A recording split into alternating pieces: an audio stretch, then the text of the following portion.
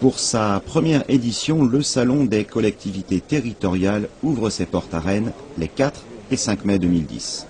C'est la première année d'une part, donc il y a un côté innovation, et la deuxième, ça permet de voir ce qui se passe en matière de collectivité locale au regard des expériences existantes, des expériences d'élus d'une part, mais aussi de tirer parti de toutes les informations relatives à celles que peuvent apporter les exposants d'une part, et d'autre part tout l'apport que peuvent nous faire les conférences ou les ateliers qui sont très très bien faits.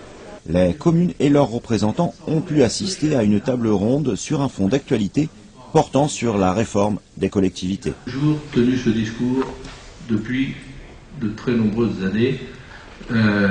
J'ai toujours considéré que ça passait par une agglomération consolidée, une métropole forte et des communautés de communes sur l'ensemble du territoire départemental forte. Je constate d'abord une grande affluence et donc le succès de ce premier salon.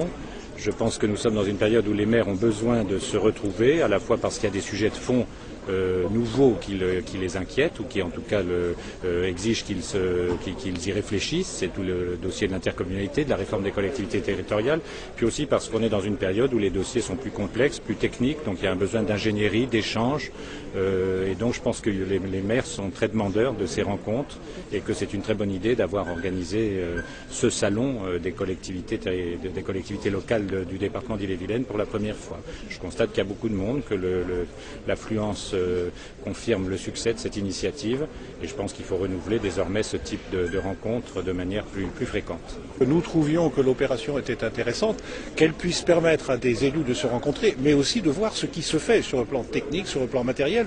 Pas oublier que la fonction de maire, c'est pas seulement une fonction intellectuelle qui consiste à imaginer l'avenir de sa commune, c'est aussi une fonction de gestionnaire au quotidien de sa commune. Savoir quels sont les matériels les mieux adaptés. Dans le développement durable, qu'est-ce qu'on peut mettre en œuvre lorsqu'on a la volonté de le faire. Et c'est de plus en plus partagé. Bref, un certain nombre de questions qui se posent et qui peuvent trouver ici des réponses ou au moins des pistes. Chaque commune, on voit la diversité des missions et des fonctions qui sont celles d'une commune à travers les exposants. Les communes interviennent dans le champ de la vie quotidienne de nos concitoyens, que ce soit dans le domaine éducatif, dans le domaine des équipements sportifs, culturels, sociaux, des bâtiments. Et on voit aussi l'impact et le rôle économique que jouent nos communes auprès des entreprises de nos territoires, du territoire départemental et de la région. L'inauguration a permis aux élus d'affirmer leur soutien aux professionnels du secteur, des professionnels qui souhaitent en effet se rapprocher plus facilement des collectivités. Je trouve qu'une proximité de ce salon par rapport aux maires, aux élus, nos élus, est importante et indispensable. Et pouvoir le faire tous les ans, répéter l'opération, ça serait vraiment super. 170 exposants ont également répondu présents à la société France Expo, organisateur du salon, une initiative selon eux qui manquait au département et qui trouve enfin sa place à Rennes. Effectivement, ça nous permet d'être en contact avec nos clients de proximité, ça leur permet de nous rendre visite et de se faire connaître un peu plus pour les mairies ou les municipalités ou les collectivités qui ne nous connaissent pas encore. Incontestablement, c'est pas toujours simple d'aller au Salon des maires à Paris tous les ans. Donc ça le rend accessible à un plus grand nombre. Il y a bien sûr les maires, mais aussi tous leurs conseillers municipaux, tous les services qui les accompagnent.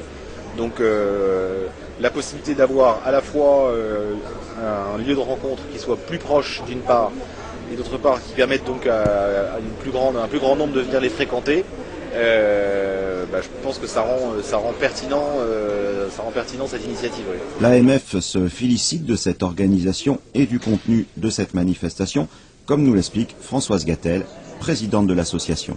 Faire de ce premier salon des collectivités locales en Ille-et-Vilaine un carrefour d'échanges et d'informations, tel était l'objectif que notre conseil d'administration de l'association départementale des maires d'Ille-et-Vilaine s'était fixé en répondant favorablement à la proposition qui nous avait été faite par Monsieur Millet de France Expo, voilà un peu plus d'un an. Et je veux le remercier de nous avoir convaincus d'être son partenaire sur cette opération. Quand je vois le nombre d'exposants qui sont là, plus de 160, le nombre d'inscrits aux 14 ateliers et tables rondes, et la présence de vous tous aujourd'hui, institutionnels, représentants d'entreprises, tous nos partenaires, et votre présence nombreuse ce matin atteste de l'importance, de la diversité, de la richesse des nombreux partenariats dont nous autres élus locaux avons besoin pour remplir au quotidien notre mission. Prochain rendez-vous en Ille-et-Vilaine à suivre. D'autres manifestations seront très prochainement notées sur l'agenda de la Société France Expo.